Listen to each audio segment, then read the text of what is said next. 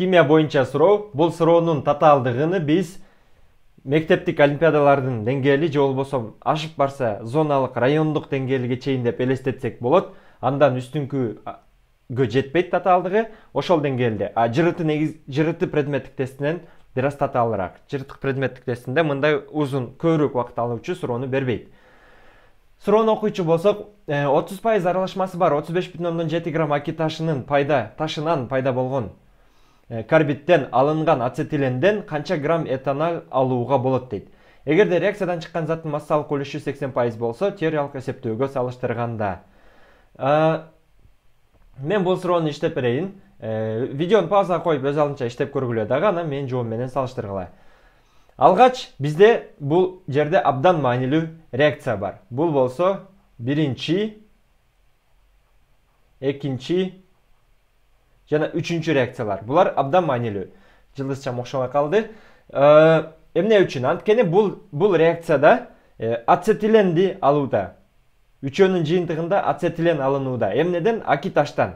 Органикалык эмес заттан ацетиленди, органиканы алууда. Андан кийин ацетилендин молекулалык структуралык формуласы мындай болгондуктан, CH ортодо үчтүк байланыш анан С болгондуктан, CH болгондуктан буга суу кошуп, хлор кошуп же өзүн эле полимердештирип бир канча дагы башка органикалык заттарды алганы болот. Ошондуктан бул үй курганда кирпич болгондой эле, кирпичтен ар түрдүү формада үй кургандай эле ацетиленди дагы органиканын кирпичи деп койсок болот да. Анткени мындан көп нерселерди чыгарганы болот. Ацетиленди болсо органикалык эмес заттан алып атат. Эми аки ташты ысытканда эмнеге ажырайт? Кальцийдин оксиди менен көмүр кычкыл газына ажырайт. Бул реакция теңделиптир. Кальций оксидин абасыз чөйрөдө көмүртек менен ысытканда, көмүртек анын оксидин тартып алып көмүр кычкыл газын, көмүрдүн ис газын СО эле. Андан кийин кальцийдин карбидин пайда кылат. Бул жерди теңдечү болсок, бияка 3тен 1 эткенбиз. Кальцийдин карбидине суу кошкондо, бул абдан маанилүү реакция. Эмне пайда болот? Кальцийдин гидроксиди жана органикалык зат пайда болот. Бул ацетилен пайда болот. Теңдеш үчүн мунун алдына 2-ни берсек теңделип калат экен. Ацетиленге сууну кошуп биз этанолду алсак болот.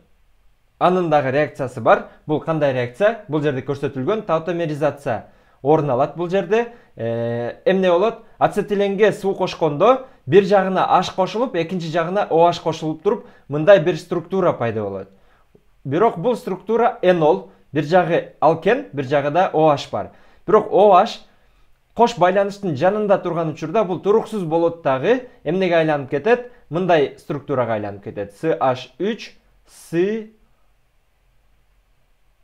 кош байланыш, анан биягыда H.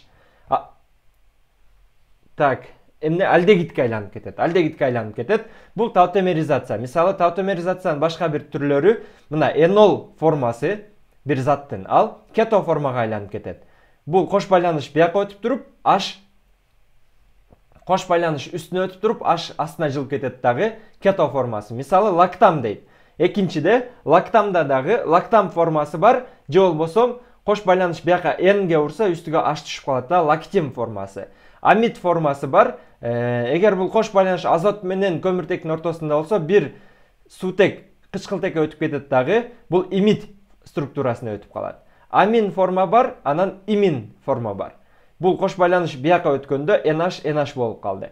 Ушундай бул таутомеризация деп коет. Изомерлердин бири-бирине оңой алмашуусу изомерлердин. Ал айлана чөйрөдөгү айланасындагы эмнеге жараша? Абалга жараша. Термохимиялык энергия абалга жараша, анын чөйрөсүнө жараша, кычкыл дагы башка чөйрөлөргө жараша бул эки форманын бирөөсү тандалышы мүмкүн. Бирок биздин учурда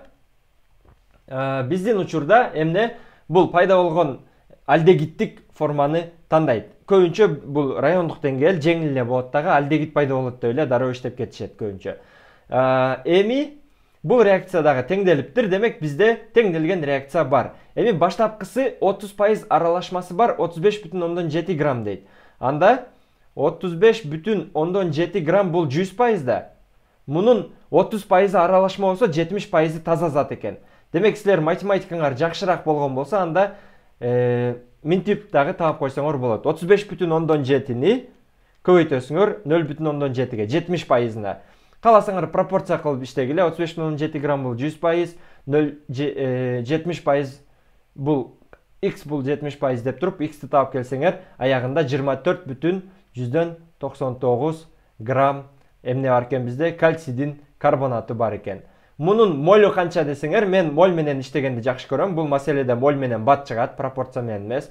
Моль деген масса бөлүнгөн молекулалык салмак болгондо, молекулалык масса болгондо 24,99 грамм кальций карбонатын биз анын молекулалык массасы кальцийдики 40, көмүртектики 12, 3 кышкылтек 48. Ошондо мунунку 100 грамм моль экен. 100 грамм моль болгондо мунун өзүнүн молю канча чыгат ошондо? 0,2499 моль экен. Демек, бул 0,2499 моль бизде кальцийдин карбонаты менен баштайт экенбиз. Ручканын башка түсүн алып алайын. Демек, бул 0,2499 моль боло турчу болсо, анда кальций оксидинен канча чыгат? Бул реакция теңделип тургандыктан будан дагы 0,2499 чыгат.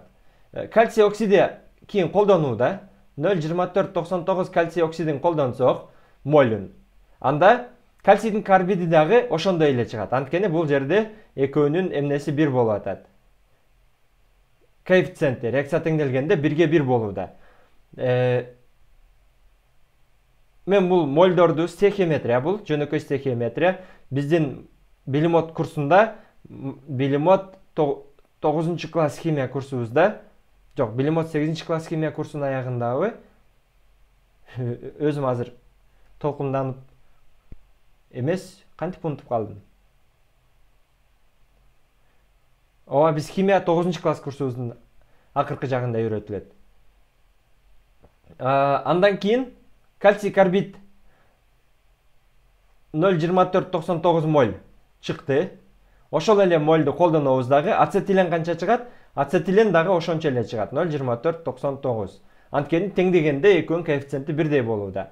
Демек, чыккан ацетиленден дагы 0,2499 моль чыгардык. Ошол эле мольду бул жерде дагы реакция теңделип тургандыктан 1 моль кирсе 1 моль чыгат, 0,2499 моль кирген учурда 0,2499 моль эмне чыгат? Бизде этанол чыгат. Мунун ар биринин жанында моль деген жазуусу бар. Ошону элестетип кое бергиле. Демек, бизде канча грамм пайда болот дегенде, анда эмне болот экен? 0,2499 моль пайда болот экен. Эми мунун кайра эле массасын таба турчу болсок, мунун массасы эмне? Масса барабар моль көбөйтүлгөн молекулалык масса. CH3CHO'нун молекулалык массасы 12 плюс 3 плюс 12 плюс 1 плюс 16. Мунуку 44 экен. Ошондо 0,2499 моль көбөйтөбүз 44 грамм мольго. 44 көбөйтүү 0,2499. Эми 0,25 деп койсок дагы болмок. Баятан бери узартпай. Макул эми. Болжол менен бул тегерек дегенде 10,9956 экен, бул 11 грамм чыгат экен. Демек, бизде 11 грамм этанол чыгышы керек.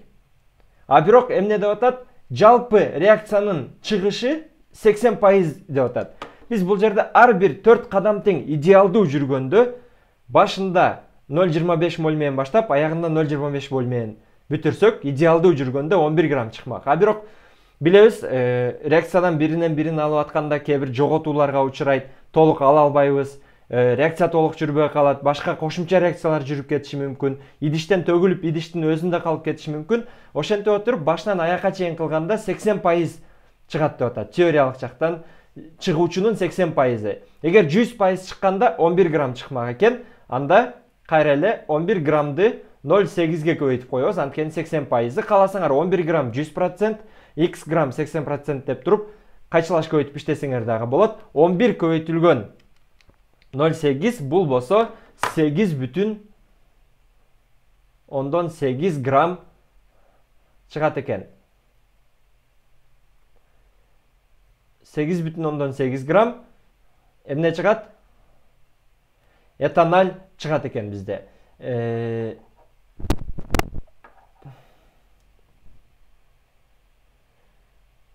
Эң аягында 8,8 грамм.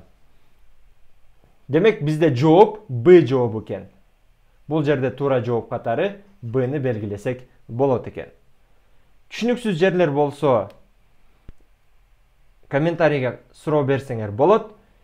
Эгер такыр эле силерге стехиометрияда түшүнүксүз болуп аткан болсо, анда силер биринчи реакцияларды теңдөөнү, анан стехиометрия менен иштөөнү үйрөнүшүңөр керек. Бул жерде эң негизги нерсе, ар бир жерде силер мынча 100 грамм болгондо мындан 40 бөлсө 56 грамм чыгат экен. Демек бул 25 грамм болгондо канча деп ар бир жерде пропорция менен чыгарсаңар да болот. Анда көбүрөөк убакыт талап кылынат, көбүрөөк эсеп талап кылынат. Моль менен иштегенде бир канча кадам болгондо башында мольду таап туруп, аягына чейин моль менен алып келип койсоңор, бул убакытты тездеткени жардам берет.